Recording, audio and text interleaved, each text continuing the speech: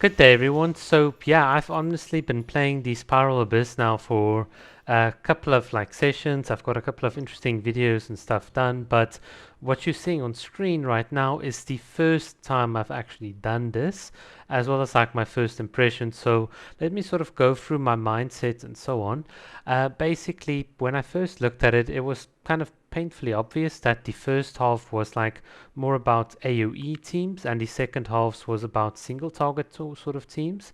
So I thought, well, the new Dendro reactions are kind of busted in an AoE, especially if you can group the enemy. So let's just try what you can see on screen, like a sort of like Cookie Bloom, Kokomi Cookie Bloom sort of team.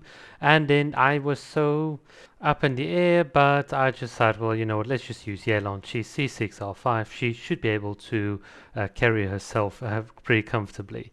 Right, so this is now the first floor, and let's see what we can do. Of course, there are the two little dinosaurs, and I saw that the one was running away, and I was just like, okay, so what's the deal there? But then, yeah, they sort of grouped together very, very nicely, and now we just sort of unleash all our abilities. Do note none of this is optimal because it's just like my first playthrough and stuff, but yeah, just sort of smacking them. Hey, I got the dinosaur disabled at least, so that was kind of good. Hyper Bloom obviously hitting the enemies, and we're not doing too bad. Do keep in mind that my Kokomi's the Hydro Damage Goblet was sort of changed for an EM sort of goblet. I'm still not really convinced that there's any real benefit to doing so, but it's just, experimental and so on. And then of course, I actually thought when I killed the little two dinosaurs that there wasn't any more until I saw, well, okay, there's a big one here. And then of course, he sort of moves around, which was kind of interesting to me. One thing I did find in another sort of playthrough later on, was that this dinosaur can actually fly all over in the air and so on, in which case it might be a bit more difficult to hit him with certain characters. But nonetheless, it wasn't too difficult. You can see here, we're just sort of hitting him, and that was it. Then now onto the second half. This was one where basically my instinct kicked in. I saw three enemies, and well, pretty much like the last Spiral Abyss, I did my little lasso with Yelan, and I was like, yeah, let's do this. And basically, I was quite surprised when Yelan auto-targeted these enemies at the back, because I didn't see them. But then I saw them afterwards, and so on.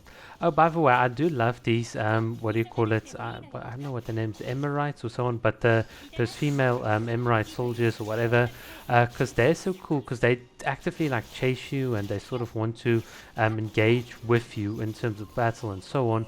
And this is what we kind of needed in Genshin Impact, not enemies that are kind of too static or that just fly all over, but also enemies that actively want to come to your character and beat you up. That is kind of fun. That's the sort of thing that also makes beta feel rewarding, because if you do time your parries and so on, it is just so nice. So yeah, I'm very, very happy about them. Obviously this second half is not really a single target sort of run. It's a bit more of mob control like the first half, but it's just whatever. Now let's go on to the second chamber on floor 12 and so on. This one was quite interesting. At first I didn't once again notice, I didn't notice the enemy behind me, which was kind of interesting.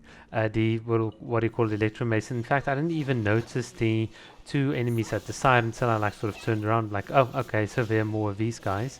And yeah, well, my first instinct is I want to beat up the Mirror Maiden, because in the last abyss she just gave me so much flowing waters and so on, so it was not really kind of fun. Something really unbelievable happened here. When I was sort of in the, what do you call it, field, I thought this was Kukishinobu's C6 kicking in, but it was actually Kole. And you'll see right now we got down to exactly 1 HP and survived with Kole, and the moment I swapped off, Kukishinobu's E actually ticked at that instant, giving her a bit of extra health. And of course here is Kokomi just sort of then rescuing the entire team once again.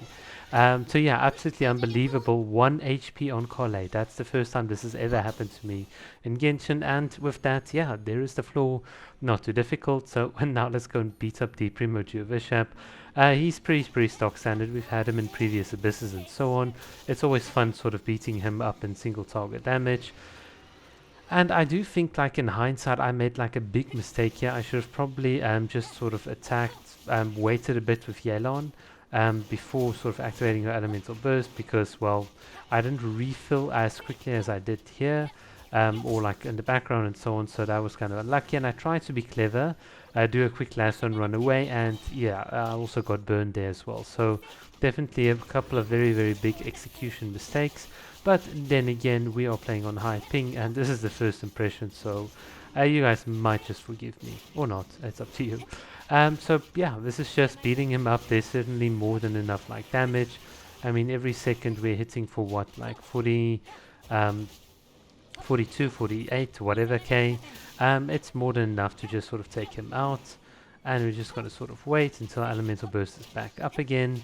Of course, we need to also be prepared for the little big chicken on the like third floor and so on. So I'm just going to wait here slightly, wait for my little E to come back on, grab a bit more energy, and then we'll just put the Premature Bishop out of its, what do you call it, I forgot the English expression. Sorry, English is not my first language. Oh well. We put we put it down. There we go.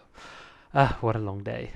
Alright, so now we are on the final floor. Let's just give Yellow a bit of like help and so on. And here I saw another big little enemy, and as I thought, well, this new Spiral Abyss has a habit of spawning enemies like right behind you, so it's whatever. I don't know what, at this point, I didn't know what the optimal strategy was, but it does seem to not be too bad if you can just try and keep these guys grouped up. However, they can freeze you. There are like bubbles that are continuously popping up on the field, and you can get interrupted quite a lot. As you can see of my poor Kokomi barely getting a chance to actually do anything. I must say, I do find that if you can consistently apply elemental reactions, so there's my little Kokomi, and once again she got down to 15 KHP, but look how quickly she recovered. This is the power of a C6 Kokomi. You can recover so quickly from these sort of situations. But what I wanted to say was, what's cool about having continuous off-field reactions, either through Cookie or through the Traveler or Collei, is that all of these bubbles and irritating effects can actually pop and break. So it does give you a bit of leeway. And you might guess what I sort of thought after I sort of beated up this guy. I thought, well, yay, we're going to go to the next floor, and then I saw, oh no, we're not going to go to the next floor. There are these annoying little mushroom enemies, and I didn't notice it at the time, but this one actually also has the slowing waters effect, and the other one can freeze you. See, the developers absolutely love this sort of gimmick to try and play. Luckily for me, the little mushrooms or whatever, flying mushrooms, sort of grouped up, and we could sort of take them out in a semi-okayish time. I do think we can push this to be much faster, but definitely it is more than enough time for Yelon to beat up the big chicken. So with that, I will leave you to sort of see the final battle. I'm kind of really tired, so I'm just gonna stop recording right now. Thanks for watching. Cheers.